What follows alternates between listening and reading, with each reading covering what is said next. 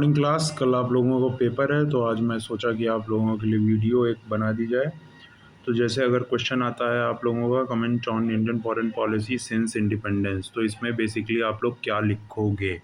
सबसे पहले मैं बताया हूँ कि आपका जो भी आंसर रहेगा वो intro, body and conclusion format में रहेगा। ये लॉन्ग आंसर्स की मैं बात कर रहा हूँ। जब शॉर्ट आंसर आपको लिखने को आता है तो आप उसे पैरा फॉर्मेट में ही लिखोगे।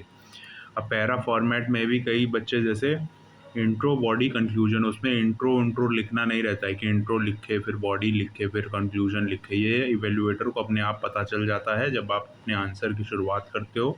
यहाँ ये इंट्रोडक्शन है, कौन सा मेन बॉडी है, कौन सा कंक्लूजन है।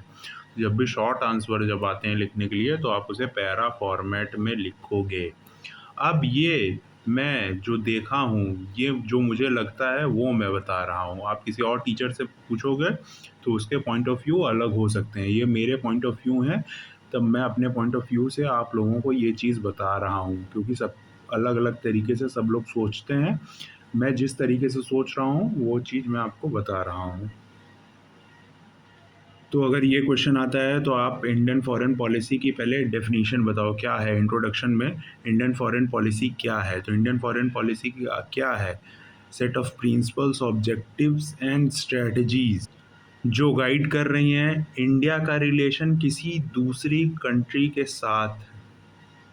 और ये जो रिलेशन स्टैब्लिश हो रहा है इसमें क्या होना चाहिए, इसमें इंडिया का नेशनल इंटरेस्ट प्रमोट होना चाहिए। मतलब इंटरनेशनल लेवल पे जो भी रिलेशन बन रहे हैं उसमें कोई भी कंट्री अपना लॉस नहीं लेगी, उसका हमेशा प्रॉफिट ही होना चाहिए। तो हमेशा जो इंटरनेशनल रिलेशन में जितने भी रिलेशन होते हैं वो नेशनल इंटरेस्ट को नज़रिए से देखे जाते हैं कि हमारा नेशनल इंटरेस्ट इनके साथ रहने से फुलफ़िल हो पा रहा है या नहीं हो पा रहा है।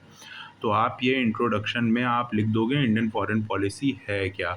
अब आप इंडियन फॉरेन पॉलिसी बता दिए एवेल्युएटर को कि हाँ इंडियन फॉरेन पॉलिसी ये है। अब नेक्स्ट आप क्या लिखोगे, नेक्स्ट आप आ जाओगे बॉडी में। बॉडी में आप शुरुआत करोगे। अब बॉडी के भी लिखने के 2-3 वे होते हैं। अब जैसे अगर ये क्वेश्चन आ रहा है तो आप जैसे मैं कोल्ड वॉर अब पढ़ाया था ना आप लोगों को, अब ये क्वेश्चन पूछ सकता है पोस्ट कोल्ड वॉर या बिफोर कोल्ड वॉर टाइम्स में इंडिया की फॉरेन पॉलिसी क्या थी। तो 91 के जब भी बाद की बात की जाए, 1991 में कोल्ड वॉर एंड होता है। 1991 के बाद की बात की जाए तो आप जैसे पोस्ट कोल्ड वॉर जब भी बोलेगा तो 91 के बाद वाली चीज़ें आप लिखना इंडियन फॉरेन पॉलिसी में।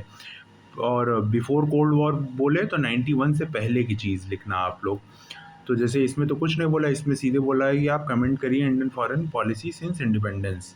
तो आपको कमेंट करना है, आपको कमेंट कहाँ से शुरुआत करनी है। 1947 में अपना देश आज़ाद हो जाता है, इंडिपेंडेंट हो जाता है।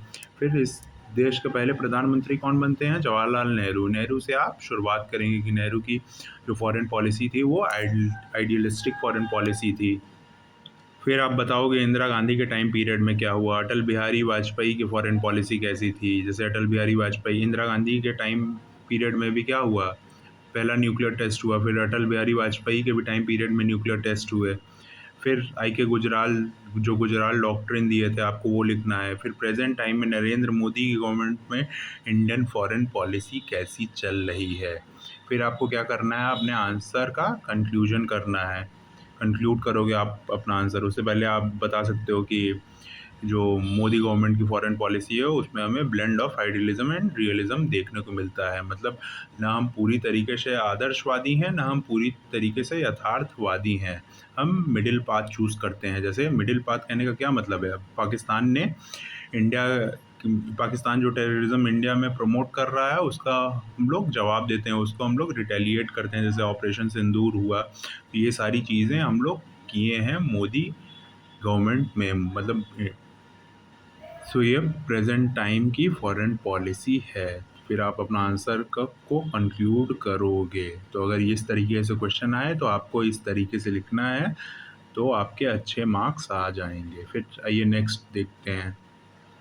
अब अगर क्वेश्चन आए critically analyse prospects and challenges with south Asian neighbour, तो आपको इसमें क्या लिखना है। जब भी क्रिटिकली एनालाइज करके क्वेश्चन आता है तो उसमें आपको बेसिकली क्या करना रहता है, उसमें आपको उसके पॉजिटिव्स एंड नेगेटिव्स बताने रहते हैं। आपका मतलब बैलेंस्ड आंसर होना चाहिए। बैलेंस्ड आंसर का क्या कहने का मतलब है कि जैसे आपसे कोई पूछे कि आप अपने मॉम से ज़्यादा प्यार करते हो या अपने डैड से ज़्यादा प्यार करते हो, तो आपको बोलना है मैं दोनों से करता हूँ। तो ये क्या है, ये बैलेंस्ड आंसर आंसर हो गया कि आपने क्या किया, आपने डिप्लोमेटिक आंसर दिया। आप ना अपने मम्मी की तरफ टिल्ट हुए ना पापा की तरफ टिल्ट हुए, आप बोले कि मैं दोनों लोगों से उतना ही प्यार करता हूँ।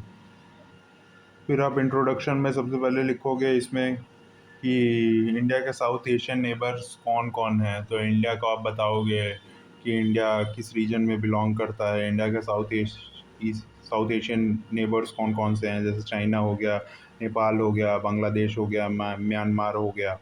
फिर आप मेन बॉडी में आओगे। बॉडी में आप बेसिकली पहले पॉजिटिव्स की बात करोगे कि बेसिकली इंडिया रोल प्ले करता है बिग ब्रदर का। बिग ब्रदर का क्या रोल प्ले करता है, मतलब साउथ जितनी भी साउथ ईस्ट एशियन कंट्रीज़ हो गई या साउथ एशियन कंट्रीज़ हो गई, वो बेसिकली क्या है, वो डेवलपिंग है।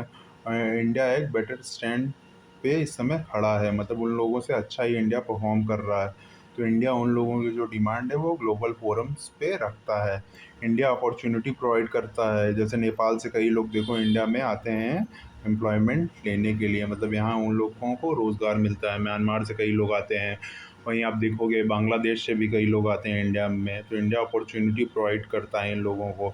इंडिया जब भी, जैसे अभी श्रीलंका में क्या हुआ, श्रीलंका में कूप हुआ, वहाँ की गवर्नमेंट चेंज हुई, तो वो जो श्रीलंका है वो डिस्टेबलाइज हो गया। अभी उसकी इकॉनमी भी क्लैश हो गई। तो उस उसको रिकवर करने के लिए बेसिकली इंडिया ने क्या किया, ग्रांट इन एड्स दिया, उसको पैसे दिए कि आप अपनी इकॉनमी को रिकवर कर सको। एम्प्लॉयमेंट इंडिया देता है।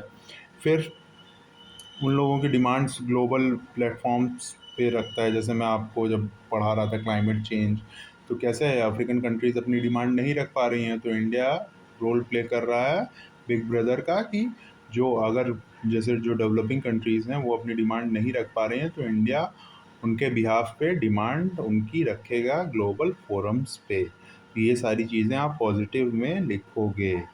फिर आप नेगेटिव में क्या लिख सकते हो, नेगेटिव में आप लिखोगे, अच्छा पॉजिटिव में 2 पॉइंट और लिखोगे, इम्पोर्टिंग वेपन्स फ्रॉम इंडिया भी, जैसे फिलीपींस हो गया और भी आपके जितनी साउथ ईस्ट एशियन कंट्रीज़ हो गई, कुछ कुछ कंट्री इंडिया से अब आर्म्स इंपोर्ट करना स्टार्ट कर दी हैं। वहीं हम लोग का जो फूड प्रोडक्ट्स है वो भी इन कंट्रीज़ को एक्सपोर्ट किया जाता है।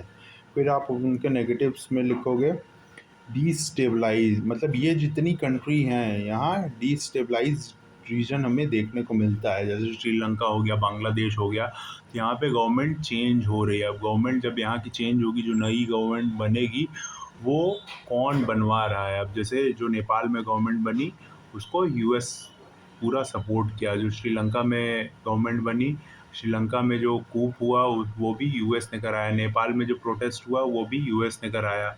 तो आपके अगल बगल वाले रीजन में क्या हो रहा है, तो इससे आपकी फॉरेन पॉलिसी क्या होगी, इन्फ्लुएंस होगी।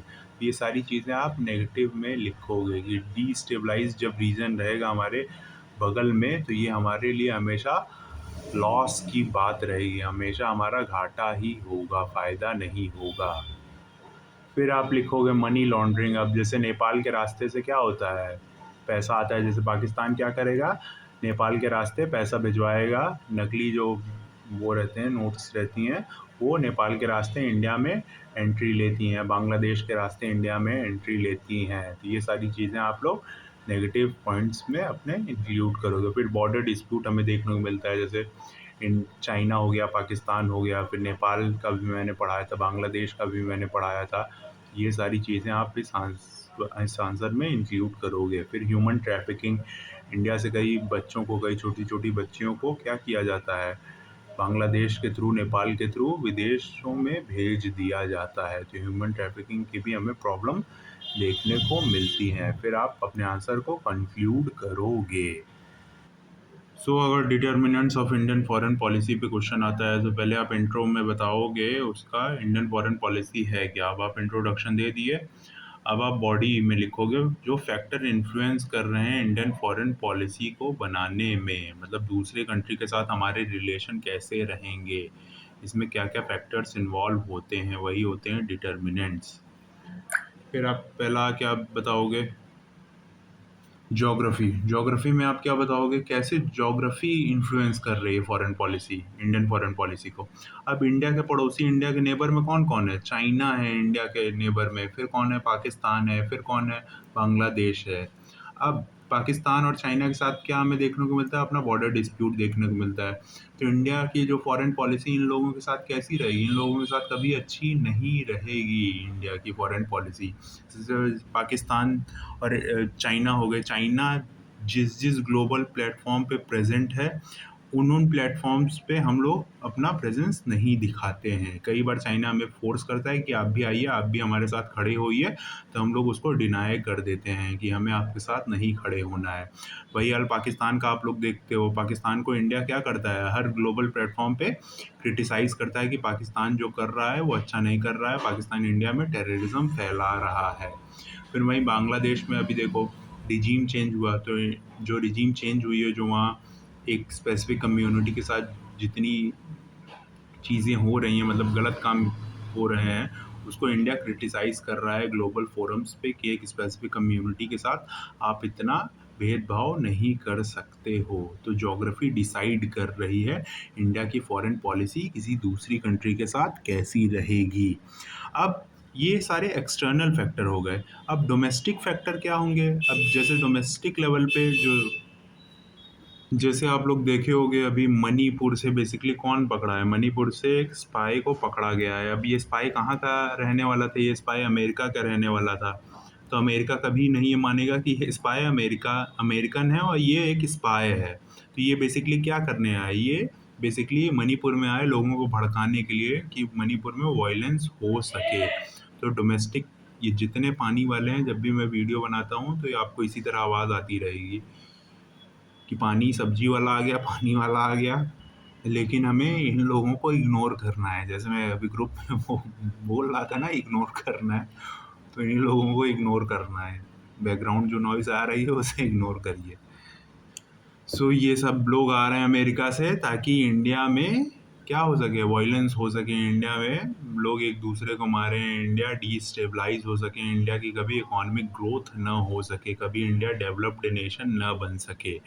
अब जैसे नेपाल का आप लोग देखते हैं, तो नेपाल में बोला जाता है इंडिया से रोटी बेटी का रिश्ता है। ये क्या है? ये पॉजिटिव पॉइंट है कि इंडिया से नेपाल में शादी होती है, नेपाली जो लोग रहते हैं वो इंडिया में आके शादी करते हैं, इंडिया वाले वहाँ के लोगों से शादी करते हैं। तो ये सारे पॉजिटिव पॉइंट्स हो गए। तो डोमेस्टिक डिटर्मिनेंट्स ये हो गए ज्योग्राफी के एक्सपेक्ट में। फिर आप हिस्ट्री में क्या देख रहे हो कि हिस्ट्री कैसे डिटरमाइन करती है इंडियन फॉरेन पॉलिसी को? जैसे हम लोग क्या थे? हम लोग कॉलोनी थे ब्रिटिशर्स की। तो जब हम लोग ब्रिटिशर्स की कॉलोनी थे, तो हम लोग बेसिकली जब 1947 में जब हम लोग को इंडिपेंडेंस मिली, तो हम लोग क्या किए? देश जो पूरा वर्ल्ड था वो 2 ब्लॉक्स में डिवाइड हो गया था। 2 ब्लॉक्स में एक यूएसए लेड कर रहा था, एक यूएसएसआर लेड कर रहा था। तो इंडिया का स्टैंड क्या था कि हम लोग तो पहले कॉलोनी रह चुके हैं, अब हम लोग किसी भी ग्रुप के साथ नहीं जाएँगे। अब हम लोग बेसिकली नॉन अलाइंड रहेंगे। तो हम लोग स्टार्ट किए नॉन अलाइंड मूवमेंट। उसी तरह जैसे हमारे जो लीडर्स हो गए, लाइक महात्मा गांधी हो गए, तो वो हमेशा क्या बोलते थे? नॉन वायलेंस की बात कहते थे और पीसफुल सेटलमेंट ऑफ डिस्प्यूट्स की बात करते थे कि हम लोग को शांति से अगर जो चीज़ें सॉल्व हो सकें वो हमें शांति से सॉल्व कर लेनी चाहिए। ये सारे आप हिस्ट्री में लिख सकते हो। अब जब भी आप ये सब, आप लोग मेन बॉडी का ये हेडिंग हो गई बेटा, मेन बॉडी की आप इस तरह हेडिंग डालोगे। हेडिंग डालने के बाद इसके अंदर कंटेंट आना चाहिए, हिस्ट्री में भी कंटेंट आना चाहिए। फिर ग्लोबल और रीजनल चैलेंजेस में आप क्या लिख सकते हो? अब ग्लोबल चैलेंजेस क्या हैं? अभी जैसे इराक और ईरान और उसमें वॉर हो रही है, ईरान और यूएसए में अभी आपको वॉर देखने को मिल रही है। तो इससे क्या हो रहे हैं? इंडिया में ऑयल के प्राइसेस हो गए, गैस के प्राइसेस हो गए, तो ये सारे इंक्रीज़ हो रहे हैं। तो ये भी हम लोग की फॉरेन पॉलिसी को डिटरमाइन कर रहा है कि हमारे दूसरे देशों के साथ रिलेशन कैसे होंगे। जैसे अभी यूएस ने बोला कि आप रशिया से ऑयल इंपोर्ट करना बंद कर दो, तो हम लोग को वो मजबूरी में करना पड़ा। तो ये ग्लोबल लेवल पे हमें देखने को मिलता है। फिर आप जो सोशल एंड कल्चरल फैक्टर में क्या लिख सकते हो कि India one of the oldest civilization है। इंडिया की सिविलाइजेशन सबसे ओल्ड है। इंडिया हमेशा इस पे बात करता है, बहुलवाद, प्लूरलिज्म, मल्टीकल्चरलिज्म पे इंडिया बिलीव करता है। इंडिया बोलता है कि अगर शांति से कोई चीज़ रिजॉल्व हो सकती है तो उसे शांति से ही सॉल्व करना चाहिए। फिर इंडिया क्या बोलता है, इंडिया कौन से कल्चर को प्रमोट करता है। इंडिया जैसे अभी 21 जून को क्या बनाया जाता है, इंटरनेशनल योगा डे बनाया जाता है। तो हम लोग इंटरनेशनल कम्युनिटी को योगा दे दिए। हम लोग के जो इतने ये बॉलीवुड स्टार्स हैं लाइक शाहरुख खान, मिथुन चक्रवर्ती, सलमान खान, ये लोग आप चले जाओगे एशियन कंट्रीज़ में, चाहे कजाकिस्तान चले जाओ, चाहे आप उज़्बेकिस्तान चले जाओ, तो ये सेंट्रल एशियन कंट्रीज़ में ये सारे लोग काफ़ी फेमस हैं। हमारा लिटरेचर, हमारा आर्ट इसी तरह इन कंट्रीज़ में फेमस है। तो ये सॉफ्ट डिप्लोमेसी का पार्ट प्ले करता है। कई बार जैसे हम लोग की नेगोशिएशंस नहीं बन पाती हैं, तो कई बार अगर एक्टर्स भी बैक चैनल के थ्रू सपोर्ट कर देते हैं तो कई इंटरनेशनल फोरम्स में बात बन जाती है। फिर आप इसमें लिख सकते हो कि इंडिया का डायस्पोरा हो गया, मतलब इंडिया के लोग कौन-कौन बाहर रह रहे हैं। ये लोग भी इन्फ्लुएंस करते हैं। अब जैसे यूएस में अगर मान के चलो कि 10 लाख इंडियंस हैं, 10 लाख इंडियन ओरिजिन वाले लोग वहाँ हैं और वो लोग वहाँ के परमानेंट रेसिडेंट्स हैं वहाँ के। तो जब वहाँ पे वोट वोट होगा, जब वहाँ पे प्रेसिडेंट चुना जाएगा, तो ये जो इंडिया बोलेगा या जो इंडिया रिप्रेजेंट करना चाह रहा है, तो ये लोग उनकी मतलब इंडिया की मदद करेंगे। कौन-सा लीडर वहाँ चुन के आना चाहिए। जैसे आप देखे होंगे हाउडी मोदी का क्या हुआ, एक कार्यक्रम हुआ था यूएसए में। ये सारा के क्या सपोर्ट कर रहा है, इंडियन फॉरेन पॉलिसी को ये सपोर्ट कर रहा है कि किस देश में कौन-सी गवर्नमेंट बननी चाहिए जो इंडिया को फ़ेवर करे। तो ये सारी चीज़ें किस पर्सपेक्टिव में हो रही हैं? ये सारी चीज़ें नेशनल इंटरेस्ट को देखते हुए हो रही हैं। तो इतनी चीज़ें आप लिखोगे तो अच्छे मार्क्स आप लोग गेन करोगे। फिर आप इकॉनमी में क्या लिख सकते हो, कैसे इकॉनमी डिटरमाइन करती है इंडियन फॉरेन पॉलिसी को, कौन-सी कंट्री इंडिया को सपोर्ट कर रही है, कौन-सी कंट्री इंडिया को नहीं सपोर्ट कर रही है, कितना हम लोग का एक्सपोर्ट हो रहा है, कितना हम लोग का इम्पोर्ट हो रहा है। अभी जैसे हम लोग एफटीए साइन किए हैं, फ्री ट्रेड एग्रीमेंट साइन किए हैं और वेरियस मेमोरेंडम ऑफ अंडरस्टैंडिंग हम लोग साइन करते हैं दूसरी कंट्रीज़ के साथ। तो ये सारी चीज़ें आप इसमें लिखोगे।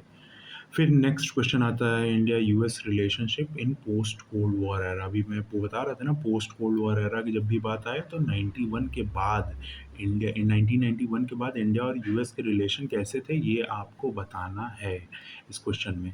तो आप आंसर कैसे इंट्रोड्यूस करोगे कि इंडिया जो है one of the largest democracy है, वहीं यूएस क्या है, one of the oldest democracy है। तो आप ये इंट्रोड्यूस करोगे कि हम लोग के टाई बहुत अच्छे हैं, दोनों की पॉपुलेशन भी ठीक-ठाक है। तो आप ये सारी चीज़ें इंट्रोडक्शन में बताओगे। फिर बॉडी में आ जाओगे। बॉडी में वही आपको 91 के बाद वाली सारी चीज़ें इसमें लिखनी रहेगी। अब आप शुरुआत करोगे जैसे 91 में क्या होता है, एलपीजी रिफॉर्म होता है। एलपीजी रिफॉर्म होता है तो यूएस इससे खुश होता है। अब एलपीजी रिफॉर्म हो गया, लिबरलाइज़ेशन, प्राइवेटाइज़ेशन एंड ग्लोबलाइज़ेशन हो गया। तो अब जितने भी वर्ल्ड में जितनी भी कंट्रीज़ हैं वो इंडिया के साथ इम्पोर्ट और एक्सपोर्ट कर सकती हैं, ट्रेड रिलेशन बना सकती हैं। फिर 98 में आप बताओगे कि इंडिया ने अपना न्यूक्लियर टेस्ट किया। न्यूक्लियर टेस्ट से यूएस बहुत नाराज़ हुआ और यूएस ने क्या किया, सैंक्शन इम्पोज़ कर दिया इंडिया के ऊपर कि इंडिया से अब कोई भी सामान न लेगा, ना कोई भी सामान इम्पोर्ट होगा, ना कोई भी सामान एक्सपोर्ट होगा इंडिया से। तो इंडिया का क्या हुआ, इंडिया का इसमें लॉस हुआ। इंडिया की इकॉनमी को बेसिकली एक झटका लग गया। फिर आप देखोगे 1999 में क्या हुआ, कारगिल वॉर हुआ। कारगिल वॉर में यूएस ने सपोर्ट किया किसको, पाकिस्तान को सपोर्ट किया बैक चैनल के थ्रू। फिर आप 2000 मतलब ईयर 2000 में आप देखोगे बिल क्लिंटन इंडिया आता है और various memorandum of understanding sign होते हैं। फिर 2001 में क्या होता है कि सैंक्शन रिमूव कर लिया जाता है, यूएस सैंक्शन रिमूव कर लेता है कि अब इंडिया के साथ आप व्यापार, आप बेसिकली बिजनेस कर सकते हो। तो ये सारी चीज़ें आपको इस आंसर में लिखनी है। फिर 2005 में क्या हुआ, इंडिया इंडिया और यूएस की न्यूक्लियर डील हुई। 2010 में क्या हुआ, यूएस और इंडिया, अब स्ट्रैटेजिक डायलॉग होना यूएस और इंडिया के बीच स्टार्ट हुआ। अब ये स्ट्रैटेजिक डायलॉग होता क्या है, जब दो देश किसी अहम मुद्दों पे एक दूसरे से बात करते हैं, अब ये अहम मुद्दे कौन से हो सकते हैं? ये सिक्योरिटी से रिलेटेड हो सकते हैं, डिफेंस से रिलेटेड हो सकते हैं, ट्रेड से रिलेटेड हो सकते हैं, टेक्नोलॉजी से रिलेटेड हो सकते हैं, रीजनल स्टेबिलिटी से रिलेटेड हो सकते हैं। जब दो देश एक दूसरे से इन सारे मुद्दों पे बात करते हैं तो उसी को स्ट्रेटेजिक डायलॉग बोला जाता है।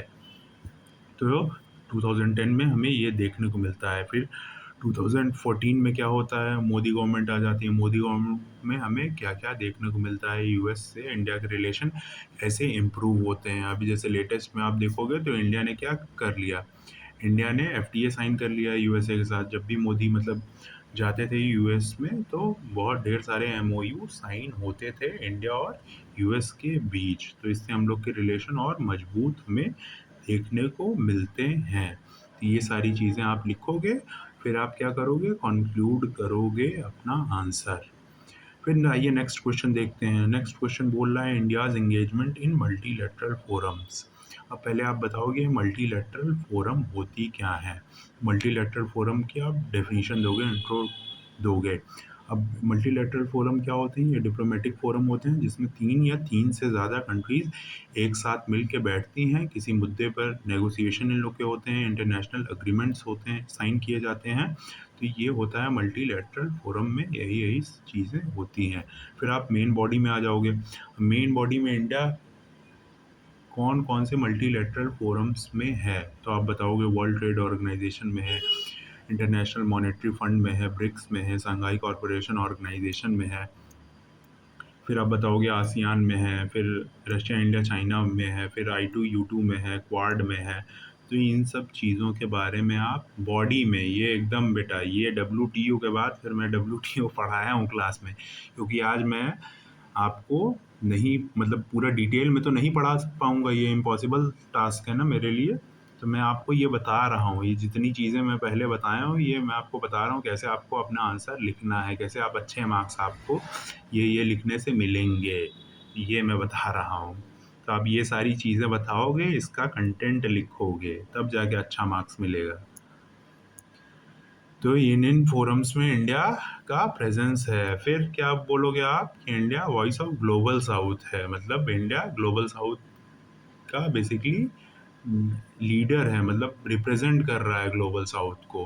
ग्लोबल साउथ को रिप्रेजेंट करने का क्या मतलब है, जैसे नॉर्थ को रिप्रेजेंट कर रहा है क्या, कौन, अमेरिका, ग्लोबल साउथ को रिप्रेजेंट कर रहा है इंडिया। अफ्रीकन कंट्रीज के फादर कौन है, इंडिया है उन लोग का फादर। तो जा जाके अलग अलग ग्लोबल फोरम्स में इंडिया ग्लोबल साउथ की बातें रखता है, जो भी प्रॉब्लम ये ग्लोबल साउथ फेस कर रहा है उसकी प्रॉब्लम इंडिया रखे। ग्लोबल साउथ क्या है, ग्लोबल साउथ बेसिकली जितनी साउथ की कंट्रीज़ हैं, जैसे आपकी ये साउथ अमेरिका हो गया, अफ्रीका हो गया, फिर आपके इंडोनेशिया, फिलीपींस, थाईलैंड, छोटे छोटे आइलैंड हो गए, इनको रिप्रेजेंट कर रहा है इंडिया ग्लोबल फोरम में। फिर इंडिया क्या कर रहा है, एक्सपोर्ट कर रहा है, आर्म्स एक्सपोर्ट कर रहा है। ये जितनी छोटी छोटी कंट्री हैं, आइलैंड कंट्री हैं, ये इंडिया से आर्म्स इम्पोर्ट कर रही हैं। फिर इंडिया क्या कर रहा है, नेट सिक्योरिटी प्रोवाइडर है इंडिया। जैसे किसी भी कंट्रीज़ के ऊपर, कोई भी छोटी सी कंट्री है उसके ऊपर कोई दूसरी कंट्री अगर हमला करती है तो इंडिया उसे प्रोटेक्ट करेगा, अगर इंडिया ने उसके साथ कोई एमओयू साइन किया होगा सिक्योरिटी से रिलेटेड। फिर आप ये सारी चीज़ें लिख के आप कंक्लूड करोगे अपना आंसर। फिर यही एंड था, और कुछ होगा तो मुझसे पूछना। आज तो टाइम है अभी आपके पास 12 घंटे। फिर आपको ये मैं बनाया हूँ पेपर, आपका जो पेपर आता है एक लाइन इस तरह ड्रॉ रहती है, एक लाइन इस तरफ ड्रॉ रहती है। अब आप क्या करोगे, जब जैसे बॉर्डर डिस्प्यूट के ऊपर अगर कोई क्वेश्चन आता है तो आपको तुरंत मैप बना देना है। मैप आपको नहीं याद आ रहा बनाने तो आप क्या करोगे, जैसे इंडिया चाइना का बॉर्डर डिस्प्यूट अगर पे क्वेश्चन आ गया है तो आप बेसिकली क्या करोगे, मैप आपको नहीं याद है तो आपको ये तो याद है कि ये हो गया जम्मू कश्मीर वाला रीजन हो गया, फिर आप इस तरह घुमाओगे, फिर ये पूरा चाइना वाला रीजन हो गया, तो आप बना दो इसी तरह मैप बना दो। तो इससे आपका पेज भी बढ़ जाएगा और देखने में आपका आंसर अच्छा भी लगेगा। आप फ्लो चार्ट का मैं एग्जांपल भेजा था, फ्लो चार्ट्स भी आप बना सकते हो। तो इससे आपकी कॉपी भर जाएगी और देखने में अच्छी लगेगी, कंटेंट आप बहुत अच्छा लिखे ही होगे, तो आपको मार्क्स भी बहुत अच्छे मिल जाएंगे। अब ये जो पेज वाली बात है, अभी आगे में मैंने बोला ये जो मैं देख रहा हूँ, ये जो मुझे लगता है ये मैं बता रहा हूँ। दूसरे टीचर्स मतलब मेरी बातों से असहमत भी हो सकते हैं। ये जो मुझे लगता है मैं आपको बताता हूँ। 3 इंटू 2 पेज मतलब ये मिनिमम होना चाहिए। मेरे नज़रिए में आपको 6 पेज लिखना चाहिए मैक्सिमम, जो आपकी मर्ज़ी हो। और मिनिमम जो पढ़े रहोगे तभी लिख पाओगे, नहीं पढ़े रहोगे तो नहीं लिख पाओगे। तो यही बताना है। Best of luck. मुझसे जितना हो सकता था मैंने कर दिया। अब आपकी बारी है कि आप अच्छा परफ़ॉर्म करो। Thank you so much. Signing off, Ashutosh Yadav.